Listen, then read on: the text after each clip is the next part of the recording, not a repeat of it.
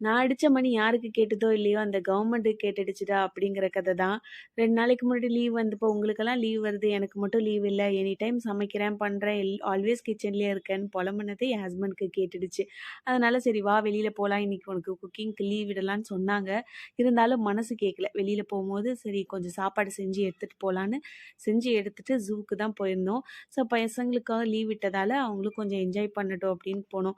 ஒரு 3 இயர்ஸ் ஆயிடுச்சு இதுக்கு முன்னாடி போனப்போ. ஸோ உள்ள ப்ரொசீஜர்லாம் மாத்தியிருக்காங்க. பட் அனிமல்ஸ் எல்லாம் அதே தான் இருக்கு. அந்த சிங்கம் பார்க்கலாம் அப்படி சொல்லி தான் டோக்கன் வாங்குனோம். பட் 28த் வரையும் அத அலோ பண்ணலையாமா. கொஞ்சம் ஒர்க் ஏதோ நடக்கிறதால. மத்தபடி வெளியிலேருந்து எல்லா அனிமல்ஸும் பார்த்தாச்சு. ஸோ அதே சிங்கம், அதே புலி தான். ஓரளவுக்கு சுத்தி பார்த்துட்டு கொண்டு போன சாப்பாடு, ஸ்நாக்ஸ் எல்லாம் சாப்பிட்டு முடிச்சதுக்கப்புறம், அங்க இருக்கிறத வாங்கி சாப்பிடல அப்படின்னா, பசங்களுக்கு அது போன மாதிரியே இருக்காது. வெளியில போய் சுத்தி பார்த்த மாரியே இருக்காது. அதனால அவங்க கேட்டதெல்லாம் அவங்களுக்கும் வாங்கி குடுத்துட்டு, ஈவ்னிங் ஆயிடுச்சு. ஒரு காஃபி குடிச்சு, கொஞ்ச நேரம் உட்காந்து ரிலாக்ஸ் பண்ணிட்டு வீட்டுக்கு கிளம்பியாச்சு. ஆனா காலையிலேருந்து சுத்துனதெல்லாம் தெரியல. வீட்டுக்கு போனதுக்கப்புறம் தான் கை, கால்லாம் வலிக்க போகுது. வீடியோ பிடிச்சிருந்தா லைக் பண்ணுங்க. நாளைக்கு